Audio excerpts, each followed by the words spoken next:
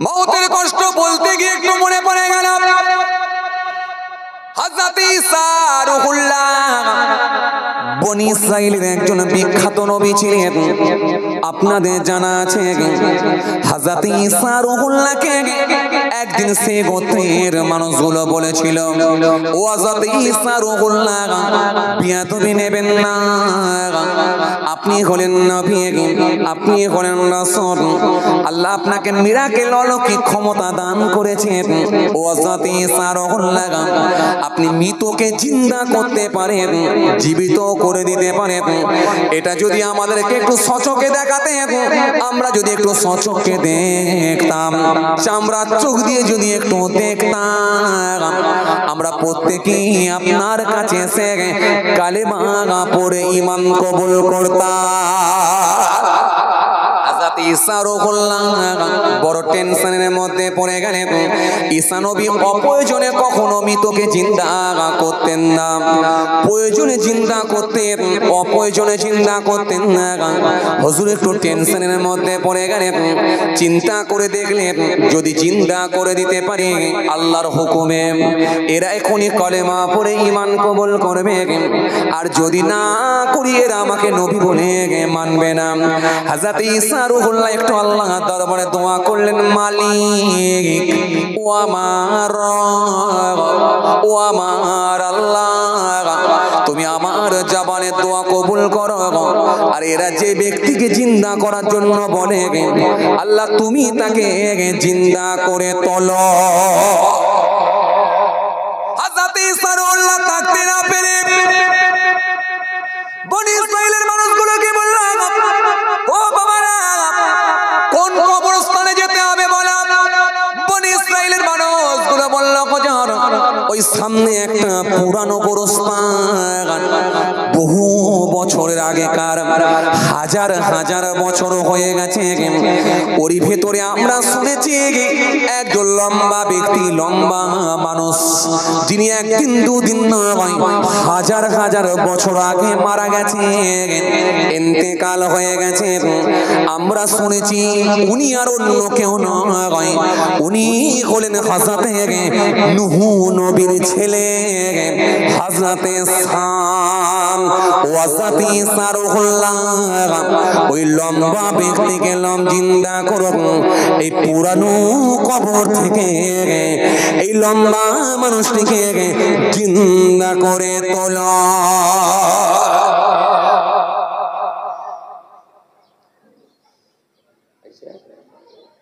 শুরু করে দিচ্ছি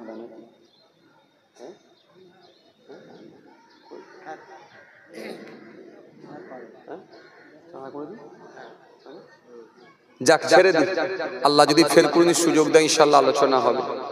কারণ চাঁদা পত্রের ব্যাপার তো আছে, মাদ্রাসার প্রোগ্রাম বুঝতেই পাচ্ছেন।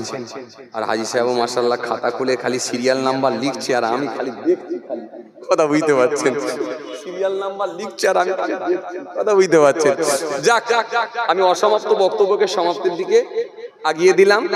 আল্লাহ যদি ফের কোন সুযোগ দেয় ইনশাআল্লাহ আলোচনা হবে। তাহলে একটা পয়েন্ট সামনে রেখে কিছু আলোচনা করছিলাম, মান আল্লামা ইলমান, এরপরে আও কাসারা নাহারান, তারপরে আও হাফারা বীরান, তারপরে আও গারাসা নাখলান, তারপরে আও বানা মসজিদান, এই পর পর পর পর, তারপরে আও ওয়ারাসা মাযহাবান, তারপরে আও তারাকা ওয়ালাদান ইস্তাগফিরুল্লাহু বা'দা মাউতিহি। নবী এখানে মোট 7টা কথা বলেছেন। আল্লাহ যদি ফের কোন সুযোগ দেয় ইনশাআল্লাহ আলোচনা হবে। সব তো আর একই সঙ্গে হয় না, কারণ একটা টাইমের ব্যাপার থাকে, বুঝতেই পাচ্ছেন। আবার যেহেতু কিছু সময় আলোচনা, আবার তারপরে কিছু কালেকশন, বুঝতেই পাচ্ছেন মাদ্রাসার ব্যাপার, প্রতি বছরই আপনারা দেন, আর আপনাদের দানেতেই তো আলহামদুলিল্লাহ এত বড় মাহফিলটা হয় আপনাদের দানেতে, কথা বুঝে আসছে, আপনাদের দানেতে। গত বছরে আপনারা যেমন স্বতঃস্ফূর্ত ভাবে দিয়েছিলেন, নিশ্চয় আপনারা এবছরও দেবেন আলহামদুলিল্লাহ। আল্লাহ শুকর, আলহামদুলিল্লাহ। অনেক মানুষের সমাগম, অনেক মানুষের সমাগম আলহামদুলিল্লাহ। দিনের বেলা প্রোগ্রাম, আবার এত মানুষের সমাগম আলহামদুলিল্লাহ, কথা বুঝে আসছে। হ্যাঁ একটু ঘুরিয়ে তুলেলাম, কত মানুষ আলহামদুলিল্লাহ, দাঁড়িয়েও আছে বহু মানুষ আলহামদুলিল্লাহ। প্রথমে এসে একটু মন টন খারাপ করছিল যে এবারে মনে হয় লোকজন একটু কম হয়ে গেল নাকি, না আলহামদুলিল্লাহ মাদ্রাসার প্রতি একটা ভালোবাসা আছে মানুষ। কি কি মাদ্রাসার প্রতি আইজেন একটা মানুষের ভালোবাসা আছে, একটা অ্যাট্রাকশন আছে, একটা আন্তরিকতা আছে, মহব্বত আছে। আলহামদুলিল্লাহ সবাই স্বতঃস্ফূর্তভাবে এসেছেন, আলহামদুলিল্লাহ এখনো আসবে আলহামদুলিল্লাহ। যারা ছড়িয়ে ছিটিয়ে আছেন সবাই চলে আসেন, প্রতি বছরই আপনারা দান দেন, আর আপনাদের দানেতেই আলহামদুলিল্লাহ এত বড় মাহফিল হয়। কথা ঠিক কিনা ভুল বলেন? আপনাদের দানেতেই হয় এত বড় মাহফিল। বাবাজি আমার ভাইরা, যাই হোক বাবাজি আমার ভাইরা, যে কথাটা বলছিলাম একটু বলে নেবো। এটা আবার আসলে জামাত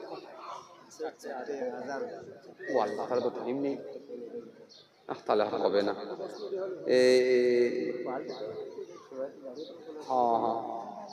হ্যাঁ 3:20-25 হয়ে গেছে, থাক ছেড়ে দেন, থাক থাক থাক থাক।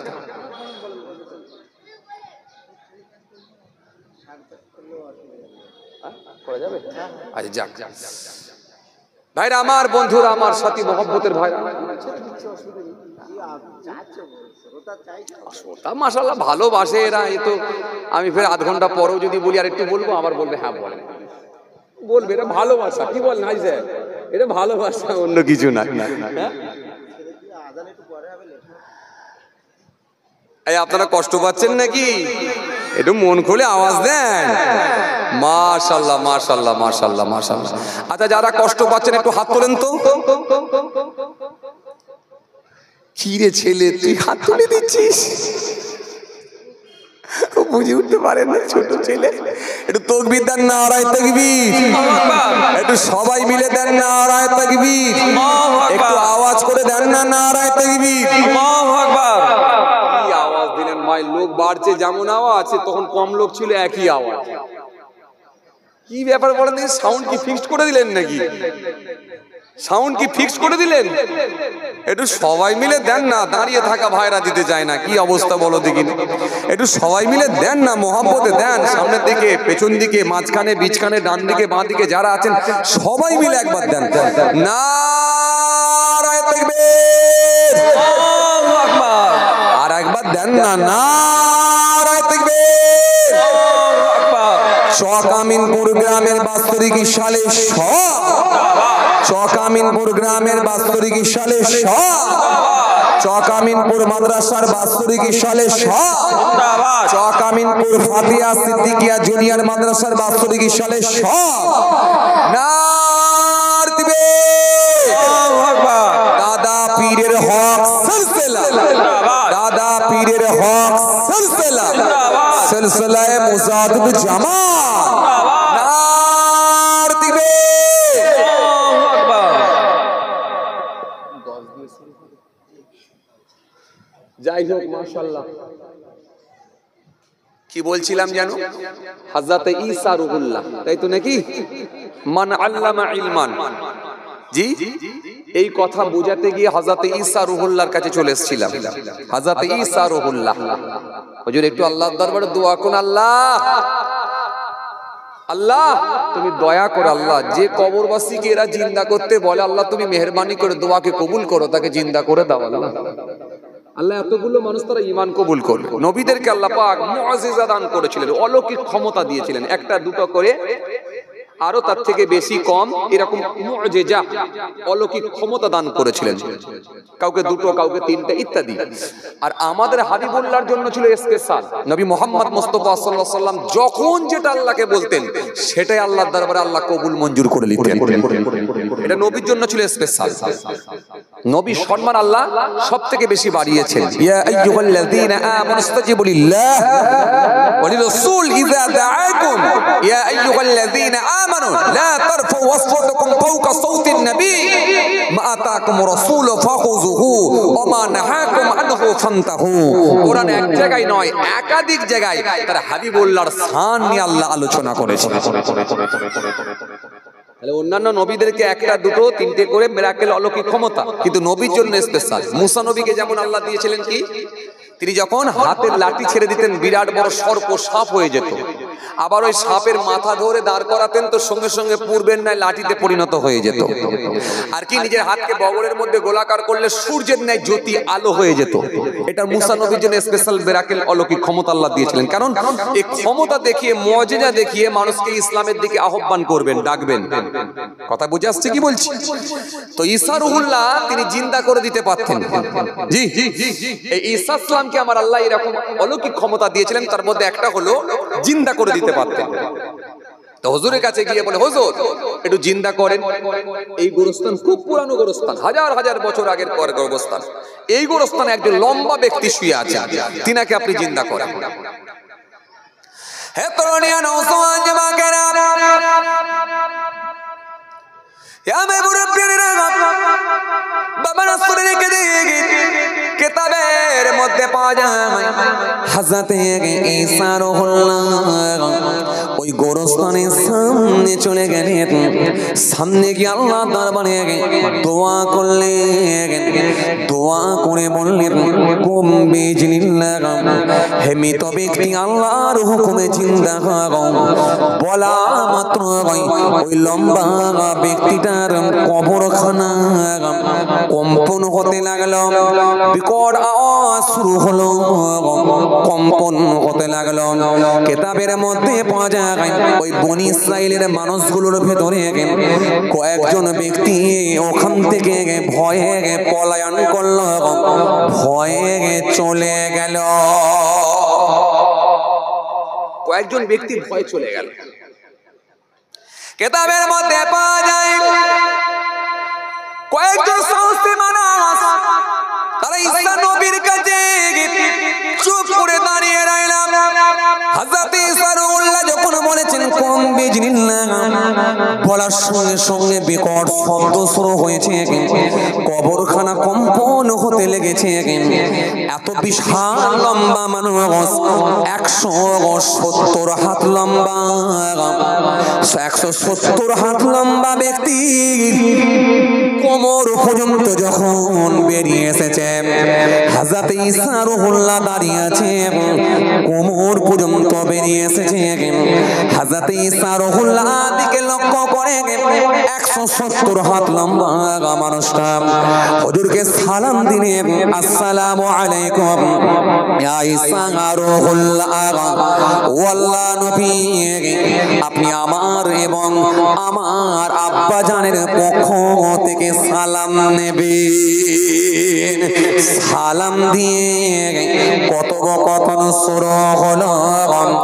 170 হাত লম্বা ব্যক্তিটা কবরের ভেতর থেকে আস্তে আস্তে উঠে দাঁড়ালেন। বিশাল বড় লম্বা মানুষ, এত বিশাল লম্বা 170 হাত লম্বা ব্যক্তিটা সবার থেকে উঁচু দাঁড়িয়ে কম্পন হতে লাগলো, কাঁপনি শুরু হয়ে গেল, কাঁপছি। 170 হাত লম্বা, কম বেশি প্রায় 170 হাত লম্বা। 10 হাত মানে ক ফুট? কথা বলেন, 10 হাত মানে ক ফুট?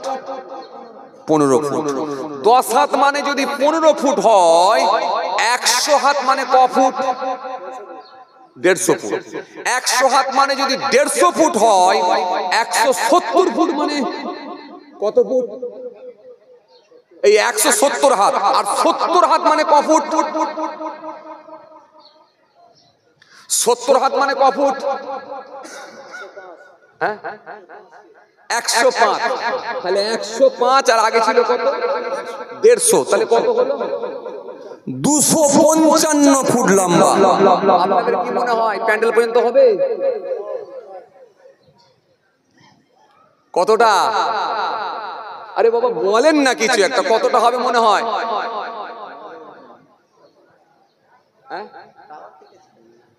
ভাই বলছেন টাওয়ারের থেকে ছাড়িয়ে যাবে। টাওয়ার দেখেছেন আপনি কখনো? কথা বলে, এ দেখেছি, ছোট ছেলেটা দেখেছি। তুই কোন কোম্পানির টাওয়ার দেখেছিস বাবা? ভোডাফোন না এয়ারটেল? গলা ফলা বসিয়ে বলছে এয়ারটেল দেখেছি। মাশাআল্লাহ, পাশেই আছে, এর ঘরের পাশে আবার এয়ারটেলটা।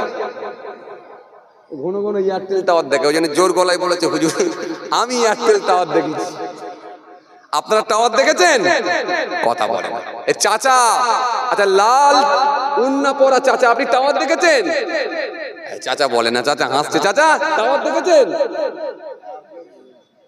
এই চাচাকে বলছি, লাল উন্না পরা চাচা। চাচা খুব হাসছে, মানে খুব ভালো আওয়াজ বুঝছে কিন্তু। চাচা আপনি টাওয়ার দেখেছেন? চাচা চেনে না গো, টাওয়ার কোনটা চেনে না। এই তোমরা একটু টাওয়ার ফর দেখাতে পারো নি চাচাকে? এই যুবকগুলো একটু চাচাদেরকে টাওয়ার ফর দেখাবে ঘুরিয়ে গাড়িয়ে। হ্যাঁ মেহামা চাচা টাওয়ার দেখেননি আপনার?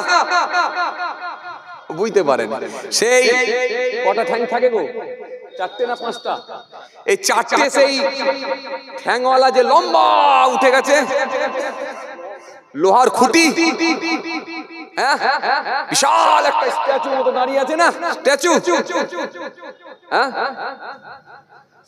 এইবার চাচা বুঝতে পারছে, হ্যাঁ ওই যে ওইটা মনে হয় না, ঠিক বলেছে, আঙুল বলছে হ্যাঁ ওইটাই মনে হচ্ছে।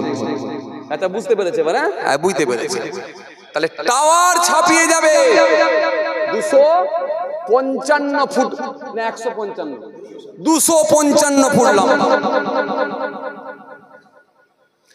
255 ফুট লম্বা মানুষটা দাঁড়িয়ে গেলেন। হযরত ইসমাঈলকে সালাম দিলেন, সালাম দিয়ে বললেন ওয়াল্লাহ নবী হযরত ইসমাঈল, হুজুর আপনি আমার আব্বা জানের পক্ষ থেকে, হুজুর আমার এবং আমার আব্বা জানের পক্ষ থেকে সালাম নেবেন। হযরত ইসমাঈল সেই সময় বলেছিলেন, বাবা তুমি তোমার আব্বা জানের পক্ষ থেকে সালাম দিচ্ছ, তোমার আব্বা জানকে একবার বলো। ওই মানুষটা সেই সময় বলেছিল, হুজুর আপনি কি আমায় বুঝতে পারেন না? আমি আর অন্য কেউ না, আমি হলাম হযরতে নূহ নবীর ছেলে হযরতে শাম। জোরে হয় না? আরো জোরে। কোন বর্ণনায় পাওয়া যায় হযরতে শাম নবী ছিলেন, আবার কেউ কেউ বলেছেন না না তিনি নবী ছিলেন না, কিন্তু তিনি ইসলাম ধর্মের অনুসারী ছিলেন, তিনি একজন প্রকৃত ঈমানদার ছিলেন। এটা নিয়ে ইখতিলাফ রয়েছে, কিন্তু কেউ কেউ বলেছেন নবী ছিলেন। তবে মনে রাখবেন হযরতে শাম বলেছিলেন, হুজুর আমি হলাম নূহ নবীর ছেলে হযরতে শাম। ওয়াল্লাহ নবী আমার আব্বা জান আমাকে বলেছিলেন, বাবা শাম তুমি মৃত্যুর পরে হাসরে ওঠার আগে আরেকবার উঠতে হবে, তোমাকে আরেকবার দাঁড় করানো হবে, যিনি তোমাকে তুলে দাঁড় করাবে তিনি একজন বনী ইসরাইলের বিখ্যাত নবী, যার নাম হলো হযরত ঈসা রুহুল্লাহ। তিনি আল্লাহর হুকুমে তোমাকে একবার আর উঠে দাঁড় করিয়ে দেবে। আল্লাহ। হে বাবা সন্তান, হে আমার ছেলে শাম শুনে রেখো, সেদিনে তোমাকে যখন উঠে দাঁড় করানো হবে, তুমি যখন উঠে দাঁড়াবে, সেদিনে আমি নূহর পক্ষ থেকে আমার ভাই ঈসা রুহুল্লাহকে সালামটুকু আমার পৌঁছে দেবে। আরো জোরে বলেন, কেন প্রত্যেকটা নবী আম্বিয়া সালামরা ভাইয়ে ভাইয়ের সম্পর্ক ছিল, এই জন্য আমার ভাইকে তুমি সালামটা নিয়ে দেবে। ওয়াল্লাহ নবী ঈসা রুহুল্লাহ আমার আব্বাজান সালাম দিতে বলেছিলেন, তাই আপনাকে সালামটুকু পৌঁছে দিলাম। হযরত ঈসা রুহুল্লাহ সালাম গ্রহণ করলেন। হুজুর সেই সময় বললেন ওয়া আলাইকুম আসসালাম, সালামের জবাব দিয়েছিলেন।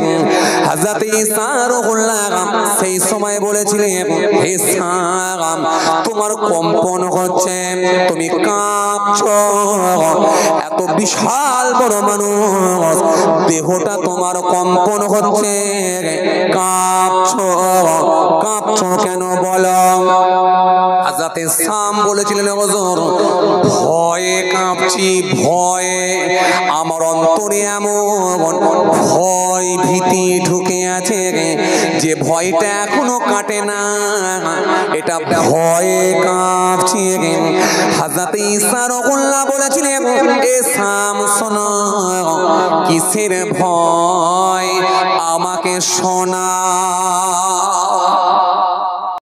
ভালোবাসার সঙ্গে পড়েন আল্লাহুম্মা সাল্লি আলা সাইয়্যিদিনা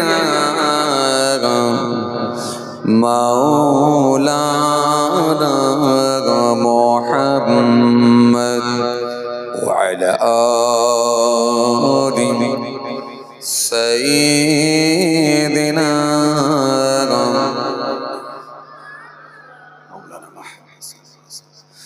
কে আসিয়া আকাশের চাঁদ দ্বিখণ্ড করিল, কাকে দেখে বনের পশু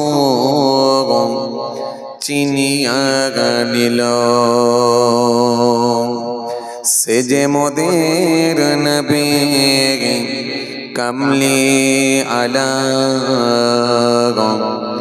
একসাথে পড়ব মেঘ সাল্লি আলা, আল্লাহুম্মা সাল্লি আলা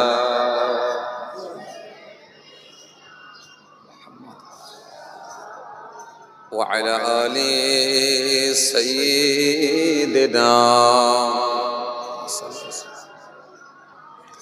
যখন জন্ম তুমি নিয়েছিলে পবে তুমি মাত্র কেঁদেছিলে, হেসেছিল সবে, এমন জীবন হবে করিতে গঠন,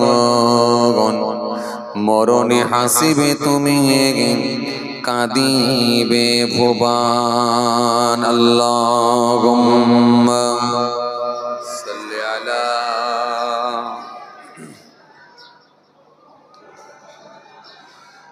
ওয়া আলা আলি সাইয়্যিদিনা।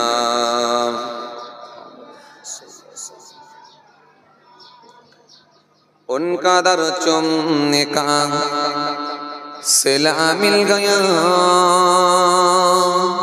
सर उठाया तो मुझको खुदा मिल गया, आसियों का बड़ा मर्तबा मिल गया, हसर में दामने मुस्तफा मिल गया। अल्लाहुम्मा मोहब्बते पढ़े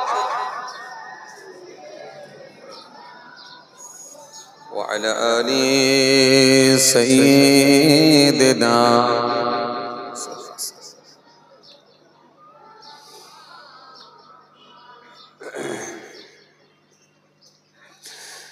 महबूब की महफिल को महबूब सजाती है,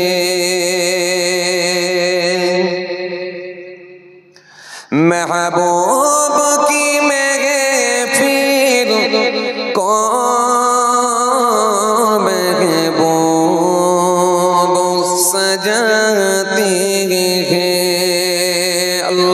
अल्लाहुम्मा आवाज करे पड़े मौलाना मोहब्बते पड़ेन व अला आली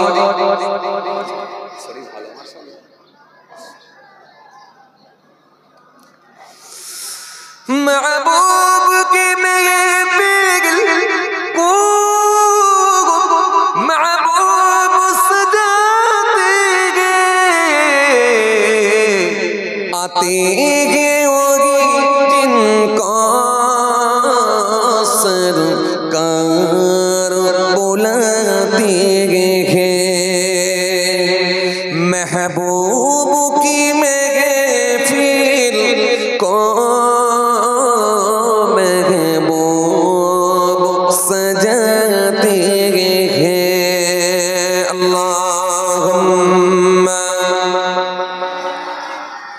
सय्यदना मौलाना मुहम्मद वला आलि सय्यदना सल्लल्लाहु अलैहि वसल्लम। जिनका बलि दुनिया में कोई भी नहीं वाले, उनको भी मेरे आका सीने से लगाते हैं। महबूब की महफिल को महबूब सजाते हैं। अल्लाहुम्मा सल्ली अला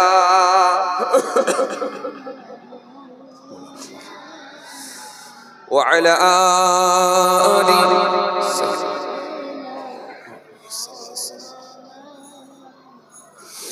আমি তো জানি না পাবো কি পাবো না,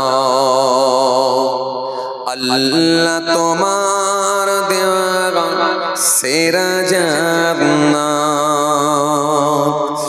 আমি তো জানি না পাবো কি পাবো না, আল্লাহ তোমার দেওয়া সেরা জান্নাত।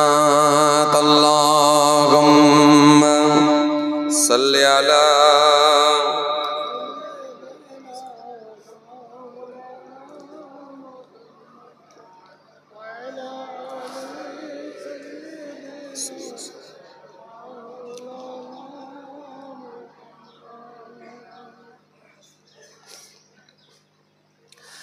আমি সদ জানি নরকের গুনি সইতে পারবো না কোনো দিন রাত। আমি তো জানি না পাবো কি পাবো না, আল্লাহ তোমার দেওয়া সেরা জান্নাত। আমি তো জানি না পাবো কি পাবো না, আল্লাহ তোমার দেওয়া সেরা জান্নাত। আল্লাহুম্মা সাল্লি আলা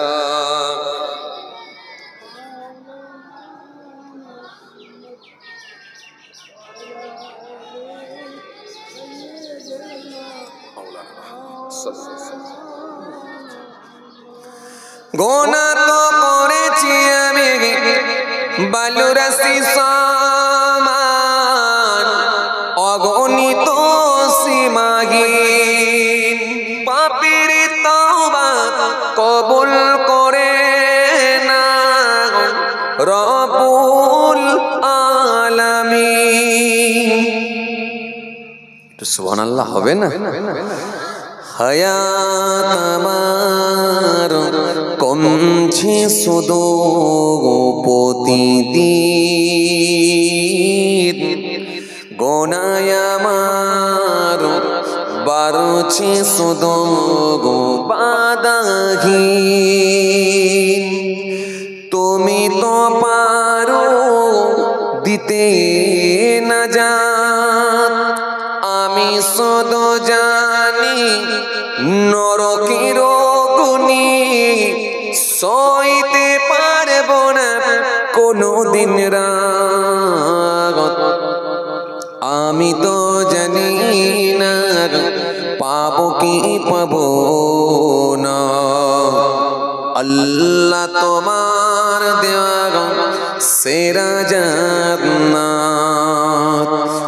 আমি তো জানি না পাবো কি পাবো না, আল্লাহ তোমার দেওয়া সেরা জান্নাত। আল্লাহুম্মা সাল্লি আলা সুবহানাল্লাহ। মহব্বতে পড়েন ওয়া আলা আলি।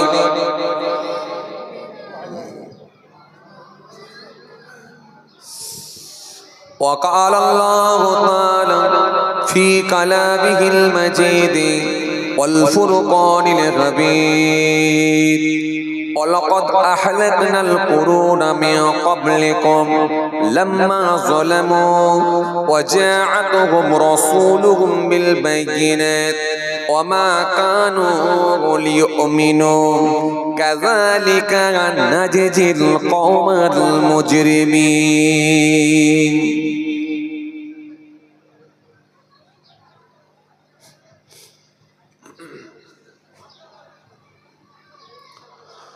وقال النبي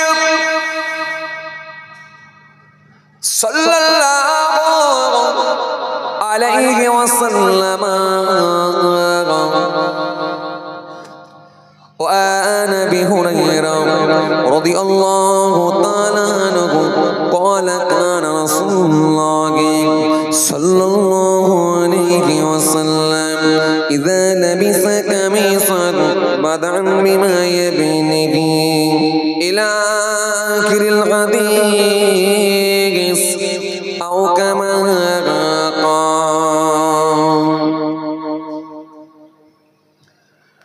प्यारे हाजिराने मजलिस, श्रद्धेय दिनदार ईमानदार परेजगार मुत्ताकी बयोज्येष्ठ আল্লাহওয়ালা প্রবীণ মানুষেরা, আজকের মাহফিলে বসে থাকা নামাজি রোজাদার দিনদার খোদা ভীরু আল্লাহওয়ালা মানুষেরা, আজকের মাহফিলে বসে থাকা বয়োজ্যেষ্ঠ প্রবীণ মানুষেরা, আমার পিতৃতুল্য বাপেরা, আজকের মাহফিলে বসে থাকা আমার যুবক সাথী মহব্বতের ভাইরা, আমাদের ঘরের সন্তানেরা, আমার ছোট ছোট ভাই বোনেরা, আজকের মাহফিলে আগত বিশিষ্ট ব্যক্তিরা, হাফেজে কোরআন, উলামায়ে কেরাম, মুফাজ্জির কেরাম, আল্লাহ পাকের হাজী বান্দাগণেরা, আজকের মাহফিলে আগত বিভিন্ন গ্রাম থেকে, বিভিন্ন পাড়া থেকে, দূর দূরান্ত থেকে আগত মেহমানগণেরা, জ্ঞানী গুণী মানুষ, শিক্ষিত মানুষ, বুদ্ধিজীবী মানুষ, সোশ্যাল মানুষ, কাজের মানুষেরা, বিভিন্ন রকম কর্মের সঙ্গে সম্পৃক্ত সবাইকে আমি আমার অন্তঃস্থল থেকে অনেক অনেক সালাম, শুভেচ্ছা, ভালোবাসা জানিয়ে খুব অল্প সময় সংক্ষিপ্ত কিছু বয়ান করে আপনাদের খেদমত থেকে বিদায়। পাশাপাশি আরো জানাই, যারা আর ইহলোকে নাই, আল্লাহর জামিন ছেড়ে বিদায় নিয়েছেন, নশ্বর ধাম ত্যাগ করেছেন, ধরাধাম ত্যাগ করেছেন, আমাদের থেকে যারা পৃথক হয়ে গেছেন, এই চকামিনপুর গ্রামের কবরস্থানে ৩.৫ হাত জায়গা অধিকার করে অপেক্ষায় রত, জানাই তাদেরকে আমি আমার অন্তঃস্থল থেকে সালাম এবং মুবারকবাদ। আল্লাহ পাকের রহমত প্রত্যেক ঈমানদারের উপর হোক, আমরা জোরে বলি আল্লাহুম্মা আমিন। মাশাআল্লাহ, আলহামদুলিল্লাহ, অনেক সময় ধরে আপনারা আলোচনা শ্রবণ করেছেন, গুনাহগার এসেছি আপনাদের খেদমতে, আপনাদেরই পীরের আওলাদ, ভালোবেসে নিয়ে এসেছেন, মহব্বতের টানে এসে হাজিরা দিয়েছি। আলোচনা দীর্ঘায়ু করব না, খুব বেশি কষ্ট আপনাদেরকে দেব না। ভাইরা আমার, বাবাজিরা আমার, অল্প সময় দু একটি কথা বলি, দোয়া হয়ে যাবে, আখিরি মানাজাত হয়ে যাবে। আমার দিনদার ঈমানদার নেক আল্লাহওয়ালা ভাইরা, খুব বেশি সময় নেব না, খুব কষ্ট আপনাদেরকে দেব না, খুব সংক্ষেপে দু চার কথা আলোচনা। অজনসিয়াত আলহামদুলিল্লাহ এই চত্বরে খুব বেশি বেশি হয়, আমি জানি, কারণ আমিও এই চত্বরে অনেক প্রোগ্রাম করি, আপনাদের দোয়ায় এই চত্বরে অনেক প্রোগ্রাম করি। তো এই চত্বরে অনেক বেশি বেশি জলসা হয়, এই খড়িবাড়ি থেকে শুরু করে, শাসন থেকে শুরু করে, রাজারহাটের আশপাশ থেকে শুরু করে, গলাসিয়া থেকে শুরু করে, মোহাম্মদপুর থেকে শুরু করে, এই চত্বরে অনেক প্রোগ্রাম হয়, কথা বুঝতে হবে, পাটুলি থেকে শুরু করে। তো সুতরাং খুব বেশি যে আলোচনা করতে হবে এমনটা না, যথেষ্ট আপনারা শরীয়ত সম্পর্কে অবগত, যথেষ্ট দিনই কালচার আপনাদের মধ্যে আছে। এই জন্য অন্যান্য এলাকার তুলনায় আপনাদের ২৪ পরগনা ডিস্ট্রিক্ট, এটা উত্তর ২৪ পরগনা, উত্তর ২৪ পরগনা ডিস্ট্রিক্ট একটু অন্যান্য এলাকার তুলনায় ভিন্ন। হাওড়া, হুগলি, মেদিনীপুর বা আশপাশ যে বাঁকুড়া, অন্যান্য স্টেটের, অন্যান্য জেলার তুলনায় এই ২৪ পরগনা স্টেট বা জেলা একটু ভিন্ন, আলাদা। কারণ এখানে আপনি যদি একটা জায়গায় দেখেন, মসজিদে গিয়ে দেখবেন, জলসার মাহফিলে গিয়ে দেখবেন, ঈদের মজলিস, ঈদের মাঠেতে গিয়ে দেখবেন, বেশিরভাগ লোককে কিন্তু দাঁড়িওয়ালা দেখতে পাবেন, বেশিরভাগ লোক কিন্তু নামাজি দেখতে পাবেন, কথা বুঝতে পারছেন কি বলছি? তার মানে একটু দিনী কালচারটা আপনাদের এলাকাতে একটু বেশি আছে অন্যান্য জায়গার তুলনায়, আমি এটা বুঝাতে চাইছি আলহামদুলিল্লাহ। তবে আসেন, ধর্ম সম্পর্কে আমরা যথেষ্ট অবগত, খুব বেশি আপনাদেরকে আর আলোচনা করতে হবে না। আলহামদুলিল্লাহ অনেক মাহফিল শোনেন এবং যথেষ্ট আপনারা কিতাবপত্র মোতালেয়া করেন, যথেষ্ট আপনারা কিতাব স্টাডি করেন। তো সুতরাং খুব বেশি যে আলোচনা করতে হবে বা জানাতে হবে বা শোনাতে হবে এমনটা না। তবে জলসা মাহফিলে যখন আপনারা নিশ্চয় এখানে এসে বসেছেন, নিশ্চিতভাবে আপনারা সওয়াবের হকদার হবেন। নবী বলেছেন মাজলিসু ফিকি খায়রুন মিন ইবাদাতিস সিত্তিনা সানাত। আল্লাহ নবী বলেন 60 বছর নফল ইবাদত করার থেকেও একটা দ্বীনি মাজলিস, দ্বীনি মাহফিল হলো আল্লাহর কাছে প্রিয়, আল্লাহর কাছে উত্তম। একটু জোরে বলবেন না? তাহলে এই মাহফিলের গুরুত্ব রয়েছে, এই জন্য আমরা যাই। আর এখানে যতক্ষণ আমরা বসে থাকবো নিশ্চিতভাবে সওয়াবের হকদার হব। কারণ আমরা যতক্ষণ বসে থাকবো সুবহানাল্লাহ, আলহামদুলিল্লাহ, আল্লাহু আকবার, লা ইলাহা ইল্লাল্লাহ, মুহাম্মাদুর রাসূলুল্লাহ সাল্লাল্লাহু আলাইহি ওয়াসাল্লাম, এই কালিমা শরীফ, দরুদ শরীফ, এগুলো আমাদের মধ্যে অন্তত চালু থাকে। কথা ঠিক কিনা বলেন? আর নিশ্চিতভাবে আমার আল্লাহ আমাদেরকে সওয়াবের হকদার করবে। কথা কি বুঝছেন? কেন? নবী বলেছেন মান সাল্লা আলাইয়া ওয়াহিদাতান সাল্লাল্লাহু আলাইহি আশারা, যে ব্যক্তি আমার উপরে একবার দরুদ শরীফ পড়ে, আমার আল্লাহ তার উপর 10টা করুণা, 10টা রহমত বর্ষণ করে থাকে। নবী বলেছেন ইন্নী লাকিতু জিবরিল ফাবাশশানি ফাকালা তাআলা বার সাল্লা আলাইকা সাল্লাইতু আলাইহি ওয়া মান সাল্লামা আলাইকা সাল্লামতু আলাইহি ফাসাজাদতু লিল্লাহি শুকরা। আল্লাহ নবী বলেন দেখো জিবরাইল ফেরেশতা এসে আমাকে খুশির সংবাদ দিয়েছে। সাহাবীরা বলে কি খুশির সংবাদ? আল্লাহ নবী বলেন যে ব্যক্তি আমার উপরে একবার দরুদ শরীফ পড়ে, আমার আল্লাহ তার উপরে রহমত বর্ষণ করে। আর যে ব্যক্তি আমার উপরে সালাম পাঠ করে, আমার আল্লাহ তার উপরে সালাম প্রেরণ করে। নবী বলছে এটা শোনার সাথে সাথে আমি নবী থাকতে না পেরে শুকরিয়ায় সিজদায় পড়ে গেলাম। তাহলে নিশ্চিতভাবে আপনারা সওয়াবের হকদার হবেন এখানে এসে বসেছেন। চলেন, আপনাদেরকে আমি আর কিছু আলোচনা করব না, একটা ছোট্ট হাদিসকে সামনে রেখে গুটি কত কথা আপনাদেরকে বলে আমি আপনাদের খেদমত থেকে বিদায় নেব। একটা ছোট্ট হাদিসকে সামনে রেখে গুটি কত কথা, খুব বেশি আলোচনা লম্বা নয়, একটা ছোট্ট হাদিস। সাবউন তাজরি লিল আবদি বা'দা মাউতিহি ওয়া হুয়া ফি কবরিহি মান আল্লামা ইলমান আও কাসারা নাহরান আও হাফারা বীরান আও গারাসা নাখলান আও বানা মসজিদান আও ওয়ারাসা মাসহাফান আও তারাকা ওয়ালাদান ইস্তাগফিরু লাহু বা'দা মাউতিহি। এই হাদিসটার মধ্যে নবী করিম সাল্লাল্লাহু আলাইহি ওয়াসাল্লাম মোট 7টা কথা বলেছেন। কটা কথা? একটু গলা ছেড়ে আওয়াজ করেন, এত ঝিমিয়ে নয় যেন মনে হচ্ছে আপনারা কয়েক মাস রাত জেগে আছেন, এরকম ভাবে না। রাত তো মনে হয় আমরাই জেগে থাকি বেশি, না কি বলেন? জি, শুধু আমি বলেন না, যারা এই লাইনের মানুষ আর কি, যারা ওয়াইজির লাইনে আছেন, বক্তৃতা জগতে যারা আছেন, বেশি রাত জাগে। আপনারাও রাত জাগেন, প্রত্যেক রাত্রে আপনাদেরও আছে এপারা ওপারা জলসা হয়। তবে আপনারা আবার একটু স্বাধীন, ইচ্ছা করলে যেতেও পারেন, নাও পারেন। যদি মনে হয় আজকে শরীর ভালো লাগছে না, পেট ব্যথা করছে, মাথা ব্যথা করছে, যাব না, তো ঘুমিয়ে রয়ে গেল। কিন্তু হুজুরের কোনো উপায় নেই, হুজুরের কোনো উপায় নেই, হুজুরকে যেতে হবে। হ্যাঁ, আমরাও তো মানুষ, জ্বরজ্বালা সর্দি কাশি তো আমাদেরও হয় মাঝে মধ্যে। তো হলেও লোকে ফোন করছে, কমিটি ফোন করছে, হুজুর ওয়াজ করতে হবে না, শুধু একটু আসেন, একটু এসে দোয়া করে দেবেন। দোয়াও না করলে চলবে, খালি একটু ঘুরে চলে যাবে। তার মানে ঘুরে চলে গেলে হলে যেতে হবে। কেন? ওই কমিটির উপরে একটা চাপ থাকে, এটাও ঠিকই। বলে হুজুর সব চাপটা আমার উপরই থাকবে, কারণ আমি দাওয়াত করেছি, পাবলিকের মুখ। এখন কেউ ফটাস করে বলে দেবে তুই দাওয়াত ভালো করে করিস, খুব চাপ। আবার কিছু হুজুর আছে, সত্যি এরকম কিছু বক্তা হুজুর আছে, তারা একটু অন্য জায়গায় নজরানা বেশি পেলেও চলে যায়, এগুলো হচ্ছে খুব সমস্যা। এগুলোকে সব পাশ কাটিয়ে চলতে হবে, নাহলে অসুবিধা আছে। কিন্তু ভাই আমাদেরকে বেশি ভয় করতে হবে। আমাদের ভেতরে একটাই ভয় থাকবে, সেটা হলো ইত্তাকুল্লাহ, আল্লাহর ভয়, মালিকের ভয়, রবের ভয়, স্রষ্টার ভয়। আর স্রষ্টার ভয় যদি আপনার ভেতরে না থাকে, তাহলে আপনি কিসের কমিটি আর কিসের হুজুর, কিসের শ্রোতা? কি কথা ঠিক কিনা ভুল বলে? তো সুতরাং আপনাকে কিন্তু এই জায়গাগুলো থেকে বেরিয়ে আসতে হবে আস্তে আস্তে। এই জায়গায় কিন্তু সারা জীবন ভাবে একই জায়গায় ডুবে থাকলে হবে না, তাহলে আমল নামার সব বরবাদ হয়ে যাবে। বাবা, আপনাকে বেরিয়ে আসতে হবে। সবসময় আপনার ভেতরে সততা থাকবে, আপনার মধ্যে সবসময় নবিয়ানা আদর্শ থাকবে। এই জন্য আপনাকে এই জায়গাগুলো থেকে বেরিয়ে আসতে হবে। তো চলুন, যে কথা আপনাদের বুঝাতে চাইছিলাম, তো ভাইরা আমার, বন্ধুরা আমার, সাথী মহব্বতের ভাইরা, নবী সাল্লাল্লাহু আলাইহি ওয়াসাল্লাম এই হাদিসটার মধ্যে মোট কটা কথা বলেছেন? চোরে বলেন সাতটা কথা, সাতটা কথা বলেছেন নবী সাল্লাল্লাহু আলাইহি ওয়াসাল্লাম। মোট সাতটা কথা বলেছেন। এই সাতটা কাজ যদি করা সম্ভব হয় তো আলহামদুলিল্লাহ, না পারলে একটা অন্তত করবেন, ছাড়বেন না। কেন বলেন তো? এটা যদি আপনি করে যেতে পারেন, এটা করলে আপনি গেনার হবেন। অনেকে দেখবেন ব্যাংকে টাকা রেখে মনে করে গেনার, মনে করে না? আরে কথা বলে না। 5 লাখ টাকা ফিক্সড করে দিয়েছে আর ইন্টারেস্টের টাকা তুলছে আর খাচ্ছে, কথা বলছেন না কেন? ও ভাবছে আমাকে আর খাটতে হয় না, আমি গেনার, আমি সাকসেস। কেন? ওখান থেকে তুলছি মাল আর এখান থেকে খাচ্ছি, এই তুলে খাচ্ছি, তার মানে অন্যজন খাটবে, আমাকে আর পরিশ্রম করতে, কথা কয় না, পরিশ্রম করতে। আচ্ছা, ইন্টারেস্টের টাকা নেওয়া কি বৈধ? কথা বলেন না। এই বৈধ এটা? কথা বলছেন না কেন আপনারা? বৈধ নয়, মাথা লাগছে, সব ইশারা ইঙ্গিতে বুঝিয়ে দিচ্ছে চাচা, মুখে আর কথা বলতে নারাজ।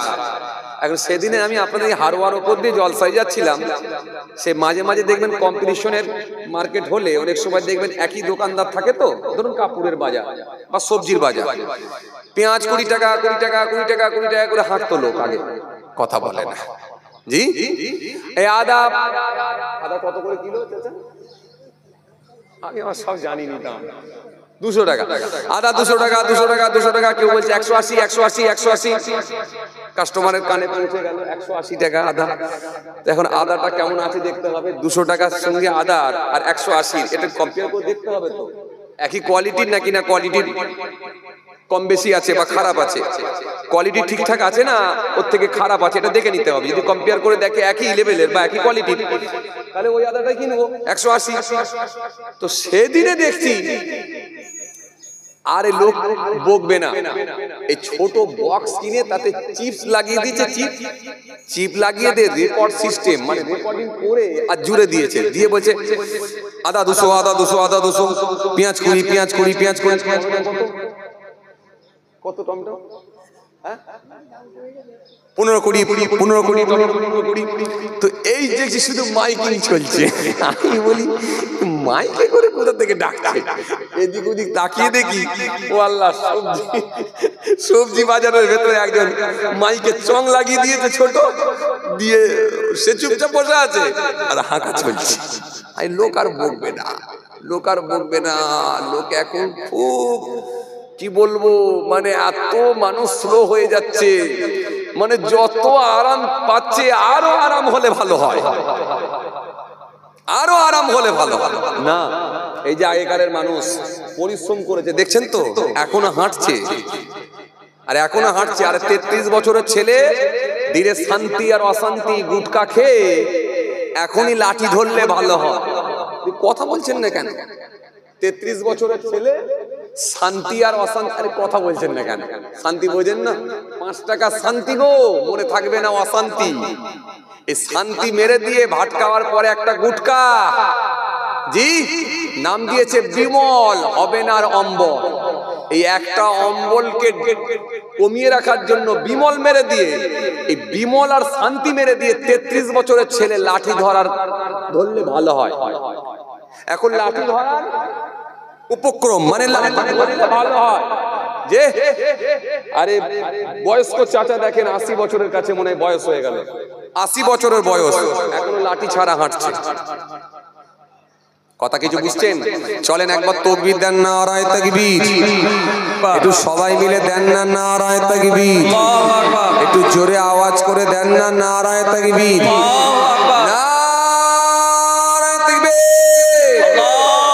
চকামিনপুর মাদ্রাসার বাৎসরিক ইশালে সওয়াব, চকামিনপুর মাদ্রাসার বাৎসরিক ইশালে সওয়াব, নারে তাকবীর। আসেন, যে কথা আপনাদের বুঝাতে চাইছিলাম, একটা হাদিস মরার আগে একটু আমল করে নেওয়ার চেষ্টা করবেন, আর আমল যে যেমন পাচ্ছেন করছেন, নিজেকে স্বচ্ছ বানাবার চেষ্টা করবেন। কেউ তাহাজ্জুদের নামাজ পড়ে, কেউ পড়ে না, কেউ ইশরাকের নামাজ পড়ে, কেউ পড়ে না, কেউ চাষের নামাজ পড়ে, কেউ পড়ে না, আবার অনেকে আছে 5 ওয়াক্ত পড়ে। কিন্তু আপনি যতটা আমল করছেন তার উপরে নিজেকে কোশ্চেন করবেন কতটা স্বচ্ছ হতে পেরেছেন। কেন স্বচ্ছ ব্যক্তিকে আল্লাহ ভালোবাসে, এটা মনে রাখবেন। জি, আইয়ুন নাস আকরামু ক্বালা আকরামুহুম ইনদাল্লাহি আতকাকুম। নবীকে জিজ্ঞাসা করা হয়েছিল, হুজুর সম্মানীয় ব্যক্তিকে? নবী বললেন ক্বালা আকরামুহুম ইনদাল্লাহি আতকাকুম। সেই ব্যক্তিরা আল্লাহর কাছে সম্মানীয় যে সবথেকে বেশি পরহেজগার হয়ে গেছে। জোরে বলতে পারেন না সুবহানাল্লাহ? সুবহানাল্লাহ। আপনি ইবাদত করে আমল করে কতটা পরহেজগার হয়েছেন, কতটা তাকওয়াওয়ালা হয়েছেন, কতটা স্বচ্ছ হয়েছেন, এই জিনিসটা আমার আল্লাহ দেখতে চায়। যে আর যদি মুখে দাড়ি থাকে, পকেটে যদি বিড়ি থাকে, তাহলে এখনো স্বচ্ছ হতে পারলেন না। মাথায় যদি টুপি থাকে, বাড়িতে যদি মহিলা সমিতি ঢুকে থাকে, তাহলে এখনো স্বচ্ছ হতে পারলেন না। জুমার নামাজ পড়েছেন, পাল্লা পড়েনে কম দিচ্ছেন, তাহলে এখনো স্বচ্ছ হতে পারলেন না। মাথায় টুপি দিয়ে মাগরিবের নামাজ পড়েছেন মসজিদে গিয়ে, আবার পরদিনে মিথ্যার ওপরে পণ্য বিক্রি করছেন, তাহলে এখনো স্বচ্ছ হতে পারেন না। দাড়ি শুধু রাখলে হয় না, টুপি পরলে হয় না, জুব্বা পরলে হয় না। কতটা স্বচ্ছ হতে পেরেছি আমরা, নিজেকে কোশ্চেন করতে হবে, জিজ্ঞাসা করতে হবে। দাড়ি তো অনেকেই রাখে, কেউ দাড়ি রেখেছে নবীর সুন্নত মনে করে, কেউ দাড়ি রেখেছে আবার বিরাট কোহলিকে ভালোবেসে, কেউ দাড়ি রেখেছে আবার নবীর সুন্নত মনে করে, কেউ দাড়ি রেখেছে আবার হরভজন সিংকে ভালোবেসে। সুতরাং কেউ নায়ক, কেউ গায়ক, কেউ ফিল্ম স্টারকে ভালোবেসে, বলিউডকে ভালোবেসে। কে কাকে ভালোবেসে দাঁড়ি রেখেছি এটা আমি জানি না, কিন্তু নবীর সুন্নত মনে করে যদি দাঁড়িয়ে রাখা হয়, সেই দাঁড়িটাই কিন্তু আল্লাহ দরবারে কবুল হবে। আমাদের সমাজে অনেক যুবক ছেলে আছে, দেখবে নাকটা একটু বিরাট কোহলির মতো, চোখগুলো একটু বিরাট কোহলির মতো, মুখের লোকটা একটু বিরাট কোহলির মতো। আয়নার সামনে গিয়ে যখন ছবিটা দেখছে, মুখটা দেখছে, দেখতে বিরাট কোহলি, বিরাট কোহলি ভাব, মনে মনে করলো বিরাট কোহলির মতো যখন দেখতে আমাকে লাগে, তাহলে হালকা যদি বিরাট কোহলির মতো একটু দাড়িটা রেখে দিয়ে, তাহলে আরো সুন্দর লাগবে, দেখতে ভালো লাগবে। এটা হলো গেটআপ বাড়ানোর জন্য দাড়ি। এই দাড়ি আপনাকে অন্যায় মুক্ত বানাতে পারবে না, এই দাড়িটা আপনাকে স্বচ্ছ বানাতে পারবে না, এই দাড়িটা আপনাকে পরিষ্কার বানাতে পারবে না। আর নবীকে ভালোবেসে দাঁড়িয়ে মরে যাব, নবীর সুন্নত মনে করে দাঁড়িয়ে আমার মালিককে রাজি করার জন্য দাঁড়িয়ে। সুতরাং এই দাড়িটা যদি আলাদা নিয়েতে হয়ে যায়, এই দাড়িটাই আপনাকে ত্রুটি মুক্ত বানাবে, ময়লা মুক্ত বানাবে, স্বচ্ছ বানিয়ে দেবে। এই দাড়িটা আপনাকে অন্যায় মুক্ত বানাবে, তখন এই দাড়িটা দেখবেন আপনাকে কোনো আর অন্যায় কাজ করতে দেবে না। যদি এটা নবীর সুন্নত মনে করে দাঁড়ি হয়ে যায়, মান তাসাব্বা বিকওমিন ফাহুয়া মিনহুম, নবী বলেছে যে যাকে অনুসরণ করবে তার সঙ্গে তার হাসর হবে। এটা যদি নবীর সুন্নত মনে করে, নবীকে ভালোবেসে যদি দাঁড়িটা হয়ে যায়, আমার মালিক রাজি হলে, আল্লাহ রাজি হলে, নবীর সুন্নত আদায় করার জন্য আল্লাহ পাক ইচ্ছা করলে নবীর সঙ্গে হাসর করিয়ে দিতে পারে। যদি মনে হয় নবীর সঙ্গে হাসর চাই, তো নবীকে মনে করে দাঁড়ি।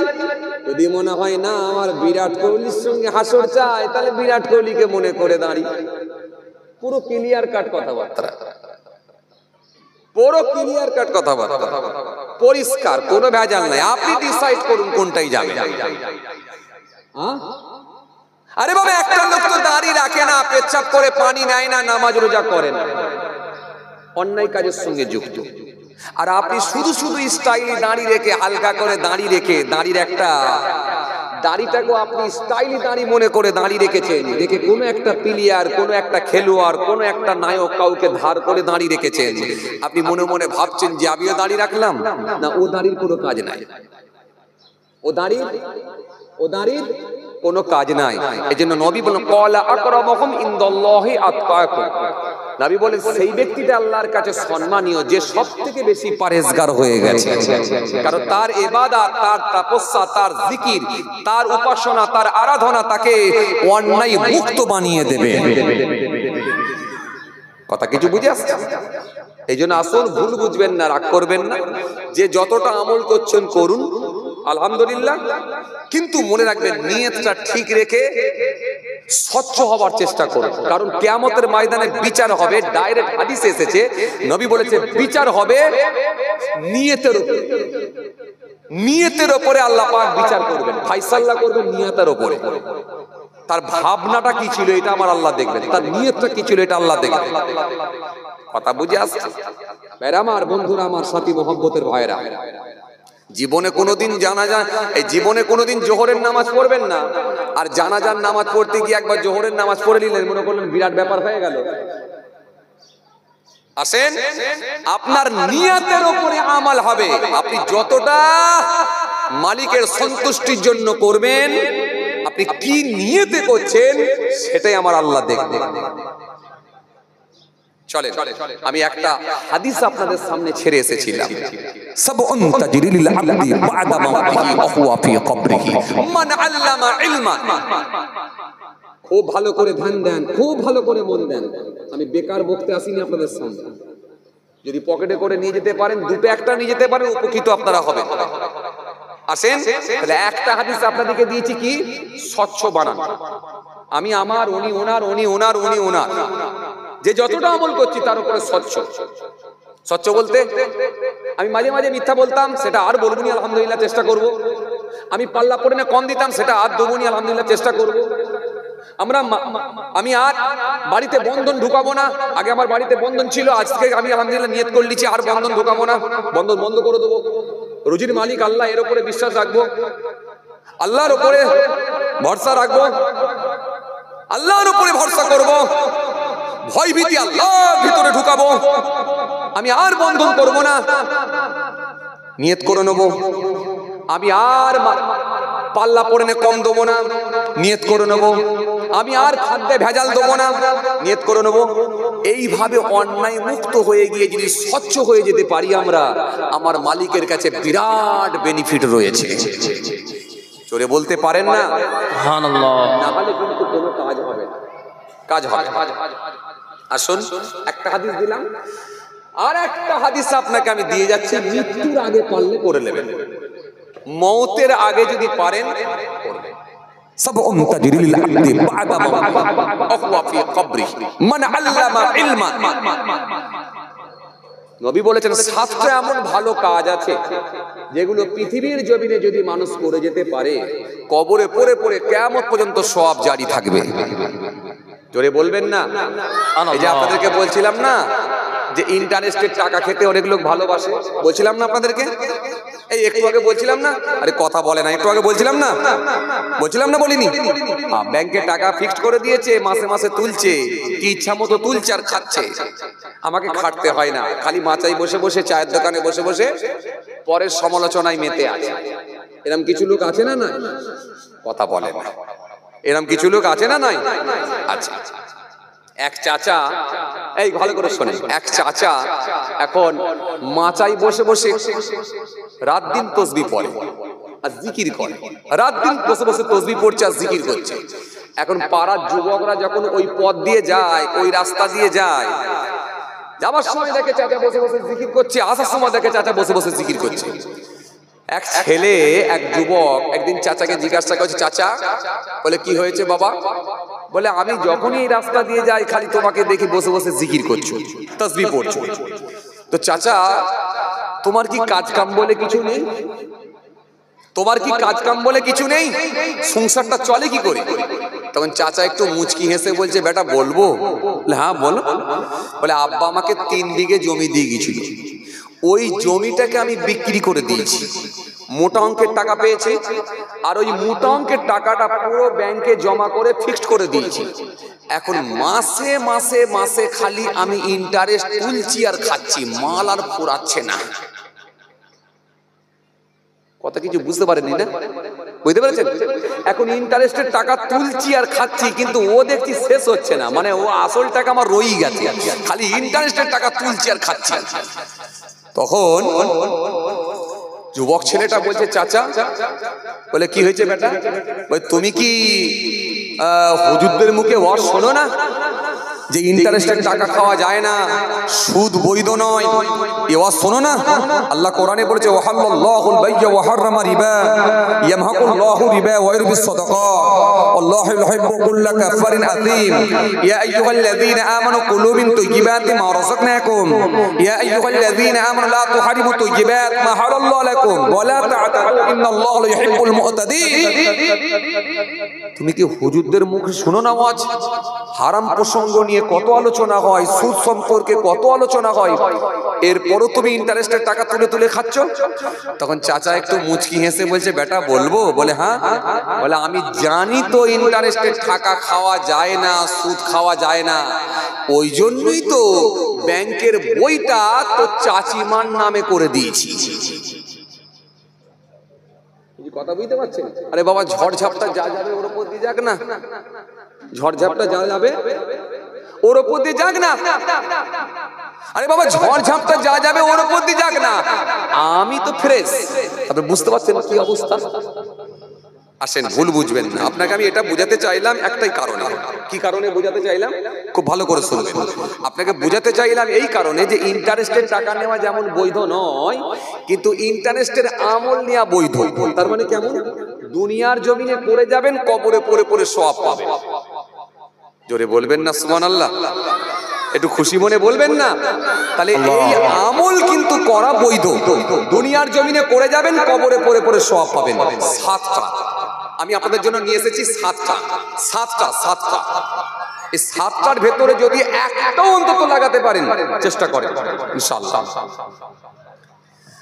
কেননা মানুষ যখন মারা যায়, মানুষ যখন মারা যাওয়ার পরে ওই মানুষটার ভালো দিকটা বন্ধ হয়ে যায়, মন্দের দিকটাও বন্ধ হয়ে যায়। ভালো কাজও যেমন করতে পারে না, মন্দ কাজও করতে পারে না। লোকটা নামাজ আর পড়তে পারে না, রোজা আর রাখতে পারে না, যাকাত দিতে পারে না, দান আর করতে পারে না। বাবাজি আমার ভাইরা, হজ আর করতে পারে না, ইত্যাদি ভালো কাজগুলো আর করতে পারবে না। অনুরূপ ভাবে মন্দ কাজগুলো করতে পারবে না। ওই মানুষটার সিনেমা দেখতে যেতে পারবে না, ওই মানুষটার মিথ্যা কথার উপরে পণ্য বিক্রি করতে পারবে না, আমানতের খিয়ানত করতে পারবে না, পরের মাল আত্মসাৎ করে নিতে পারবে না, অন্যায় কাজগুলো করতে পারবে না। মাইক অটোমেটিক বেড়ে যাচ্ছে, মাইক ওয়ালা আছে না, অটোমেটিক বেড়ে যাচ্ছে সাউন্ড। এত সাউন্ড দেয়, লোকের কানে লাগবে, কিছু বুঝতে পারবে না।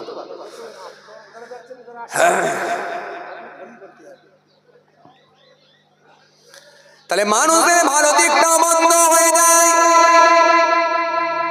মন্দের দিকটা বন্ধ হয়ে যায়, ভালো দিকটা বন্ধ হয়ে যায়।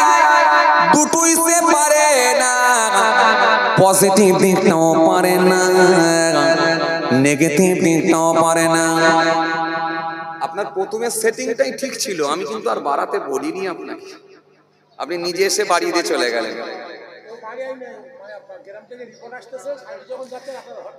ওই গ্রামের লোককে আমি শোনাতে এসেছি এদেরকে।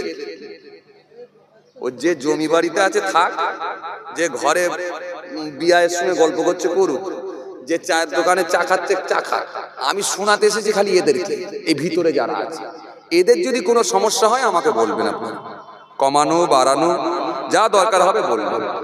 এরা যদি শুনতে না পায়, যদি অতিষ্ঠ হয়ে যায়, এত জোরে কানে লাগছে, কান টিপে যদি বসে আছে, কি অসুবিধা? গ্রামের লোকলে চিন্তা করবেন। আসেন খেয়াল করেন,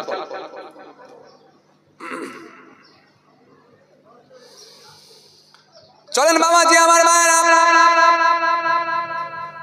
যে কথা আপনাদের বুঝাতে চাইছিলাম, তাহলে নবী আমার সুন্দর করে জানিয়ে দিলেন সাতটা এমন ভালো কাজ আছে যেগুলো পৃথিবীর জমিনে করে যেতে পারলে কবরে পড়ে পড়ে সওয়াব জারি থাকে। এর ভেতরে এক নাম্বার হলো মান আল্লামা ইলমান।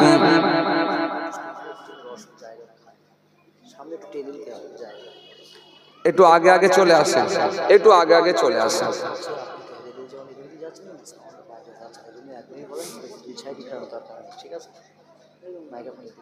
সবটাই লক্ষ্য রেখে করতে হয় তো। একটু আগে আগে চলে আসেন, একটু আগে আগে চলে আসেন, একটু আগে আগে চলে আসেন, জায়গা হচ্ছে না, একটু আগে আগে চলে আসেন বাবাজি, একটু আগে আগে চলে আসেন। বাবা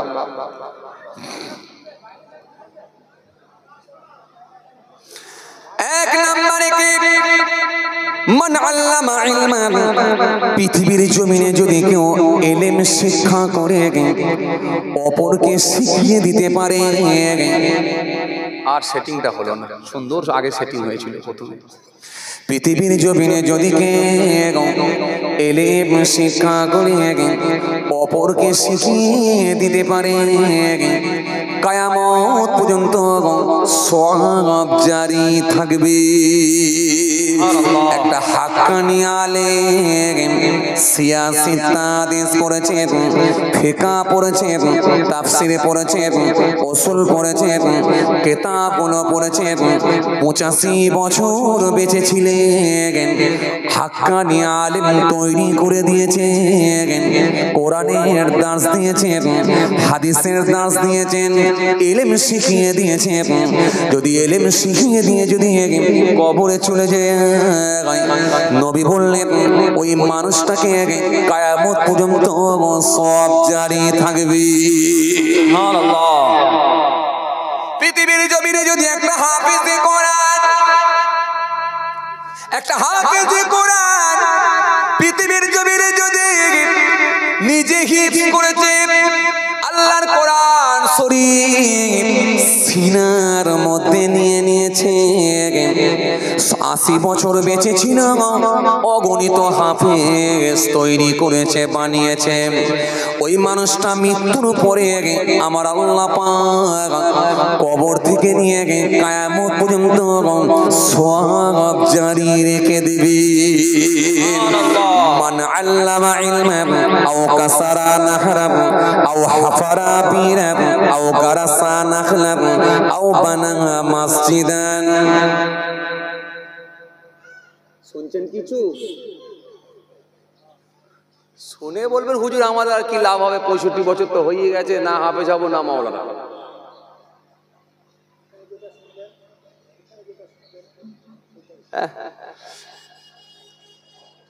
এখন এই ওয়াজ শোনার পরে কিছু লোকের প্রশ্ন আসতেই পারে, হুজুর 65 বছর তো বয়স হয়ে গেল।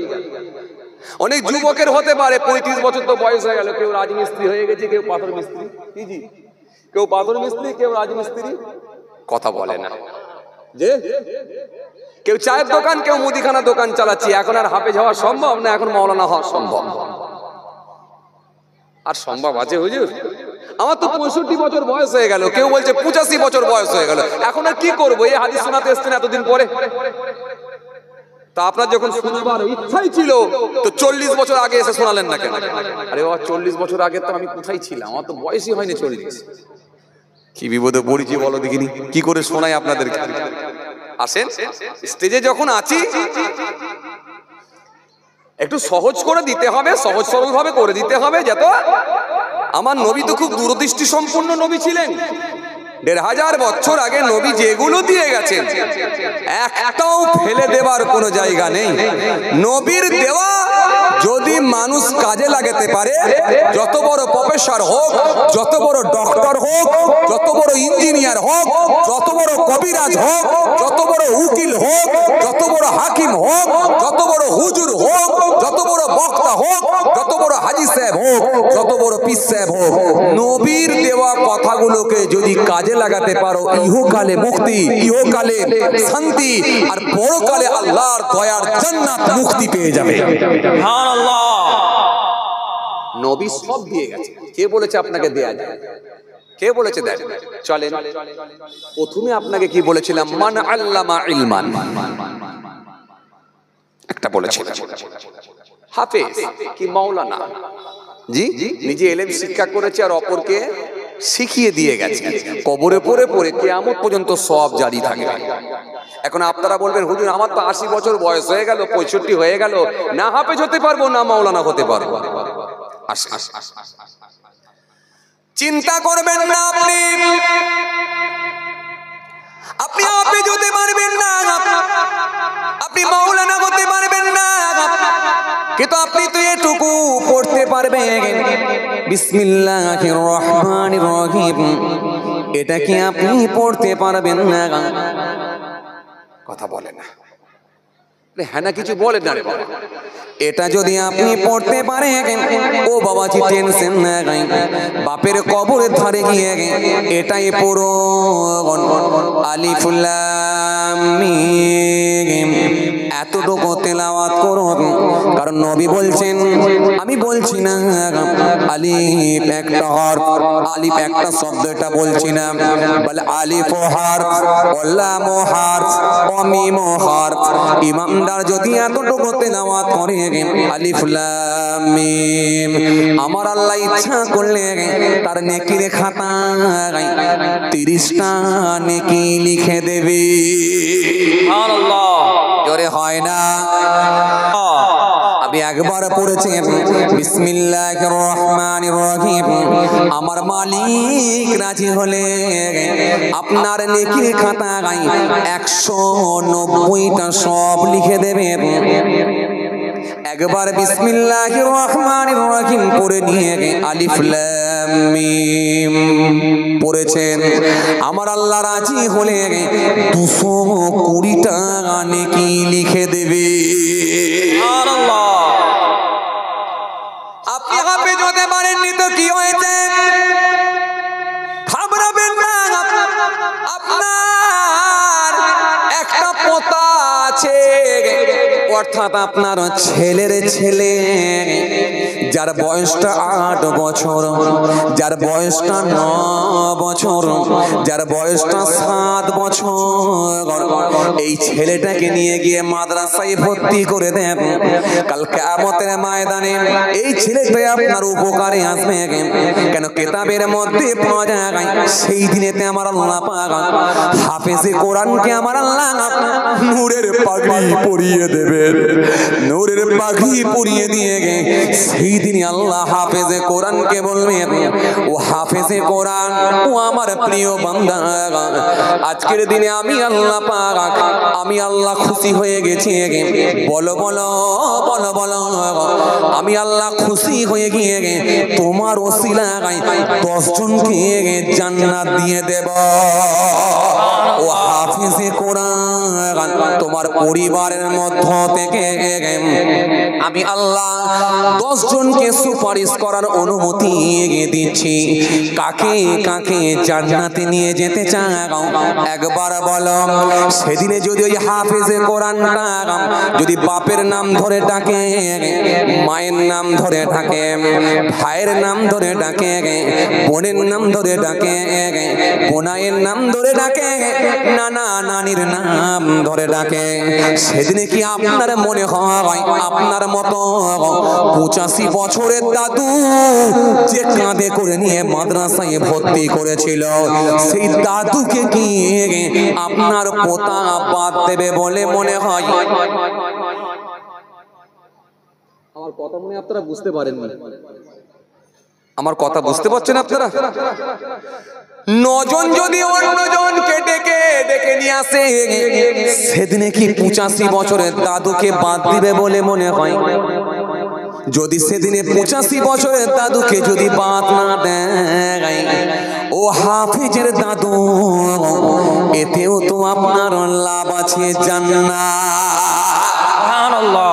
এজন্য আপনাকে আমি বলবো, হাফেজ না হতে পারে, হাফেজের আব্বা হয়ে যান। হাফেজ যদি নাও হতে পারে, হাফেজের দাদু হয়ে যান। হাফেজ যদি না হতে পারে, হাফেজের নানা হয়ে যান। এতেও কিন্তু আপনার কাজে আসবে। সুবহানাল্লাহ। সহজ করে দিচ্ছি। আর আপনি কিছু না পারলেও আলিফ লাম মিম, ব্যাস এতটুকু পড়ে যান, এতটুকু পড়ে যান, উপকারে আসবে ইনশাআল্লাহ। কেন?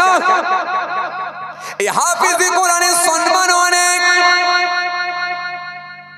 ও বাপ, তুমি যখন মৃত্যুর কোলে পৌঁছে যাবে, তুমি যখন মৃত্যু মুখে পতিত হবে, তুমি যখন মৃত্যুর কোলে ঢলে পড়বে, পৃথিবীর সমস্ত মেডিসিন বন্ধ হয়ে যায়। কথা বলে না। পৃথিবীর সমস্ত মেডিসিন বন্ধ হয়ে যায়, কোনো ওষুধ আর কাজে লাগে না, সেলাইন আর কাজে লাগে না, ক্যাপসুল আর কাজে লাগে না, কোনো মেডিসিন কাজে লাগে না। সেদিনে কিন্তু একটা মেডিসিন কাজে লাগবে, যখন আপনার জাকামদানির কষ্ট স্টার্ট হবে, শুরু হবে।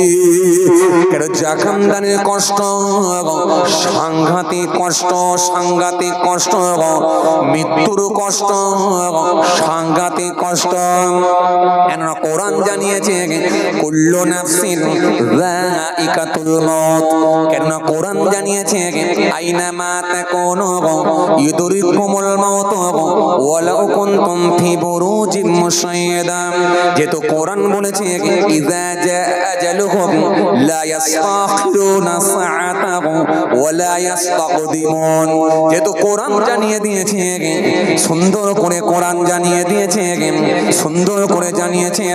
কোরআন এক জায়গায় না, একাধিক জায়গায় জানিয়েছে।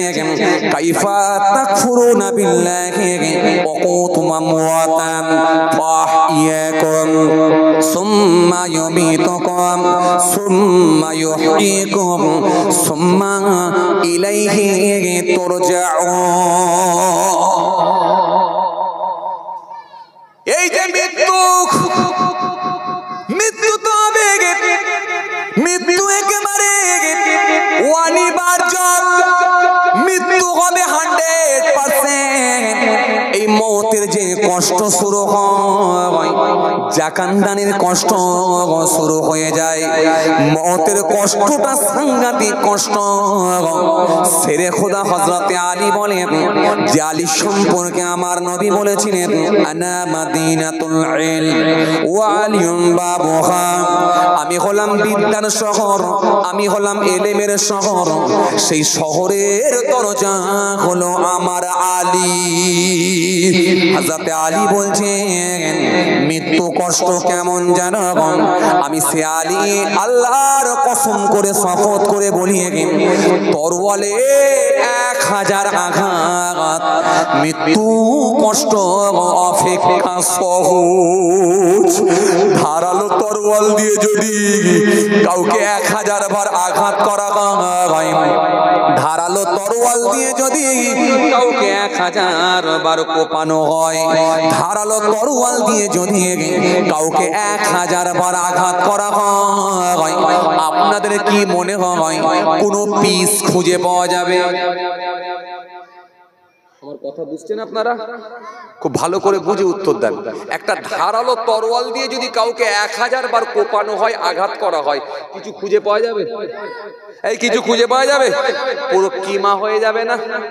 পুরো কিমা হয়ে যাবে না? পুরো দই হয়ে যাবে না? পুরো দই হয়ে যাবে না? হ্যাঁ, পুরো খিচুড়ি হয়ে যাবে না? পুরো লিকুইড খাবার হয়ে যাবে। তার আর কোনো পিস খুঁজে পাওয়া যাবে না যদি ধারালো তরোয়াল দিয়ে কাউকে 1000 বার কোপানো হয়। হযরত আলী বলছেন তার থেকে মওতের কষ্ট অনেক বেশি। হযরত আলী বলছেন তার থেকে মওতের কষ্ট অনেক বেশি, তার থেকে মওতের কষ্ট বেশি।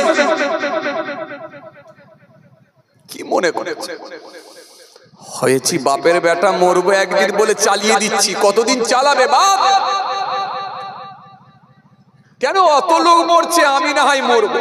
হ্যাঁ, অত লোক মরেছে, আমি না হয় মরবো। যে মরেছে সেই বুঝেছে, তুমি মরুনি এখনো বুঝবে। হযরত ইদ্রিস আসলাম বলছে কোন প্রাণীকে যদি কোন প্রাণীর কোন জীবের জ্যান্ত অবস্থায় যদি চামড়া খুলে নেওয়া হয়, চামড়া ছাড়িয়ে নেওয়া হয়, তার থেকে মওতের কষ্ট বেশি।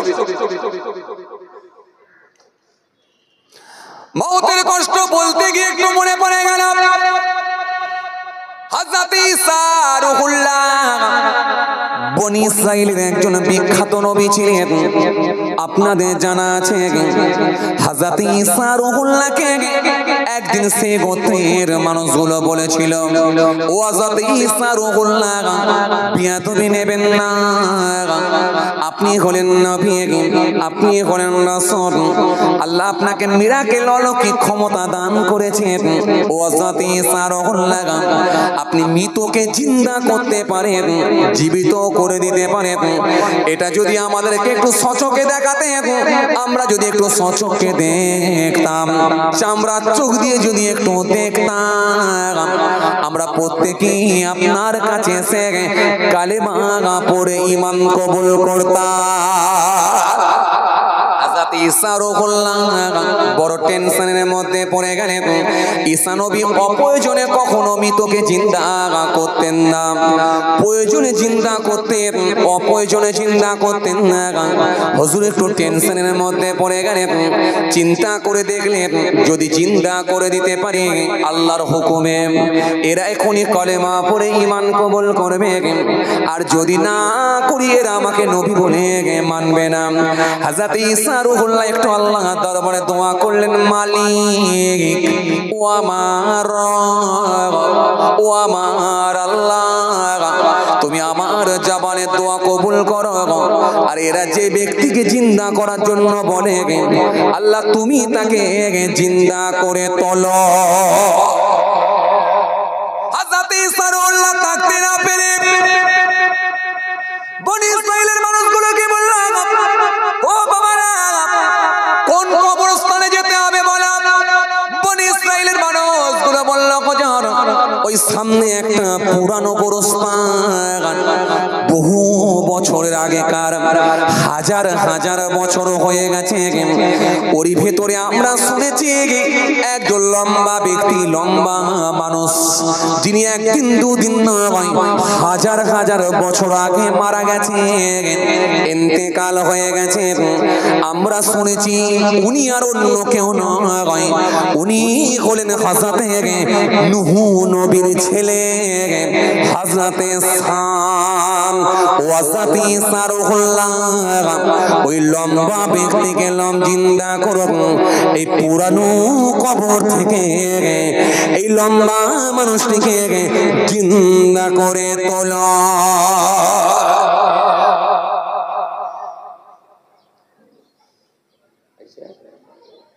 শুরু করে দিচ্ছি নাকি?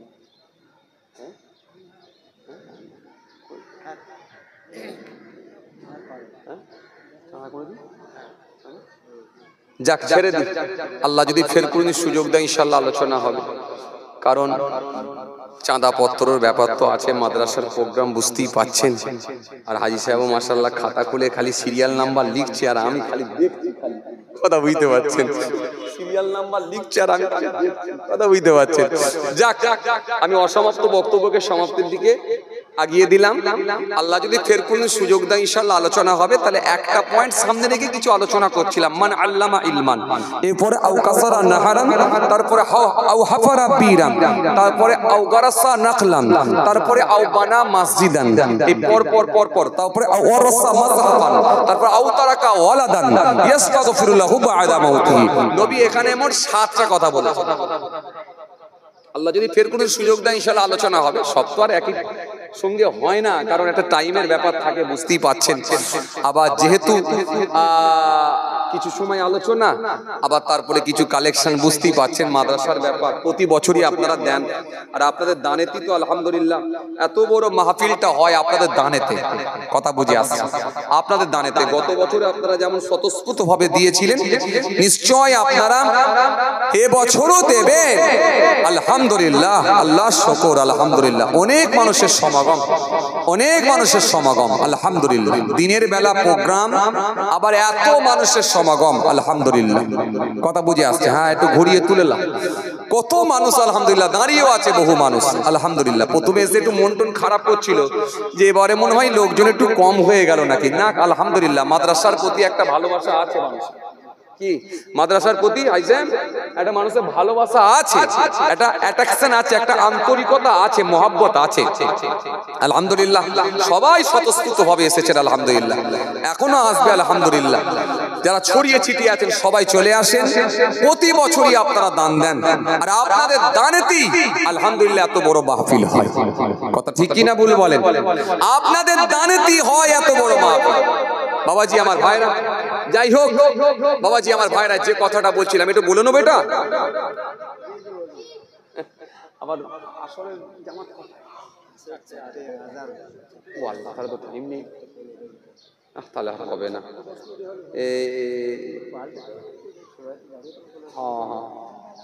হ্যাঁ, 3:20-25 হয়ে গেছে। থাক, ছেড়ে দেন, থাক থাক থাক থাক।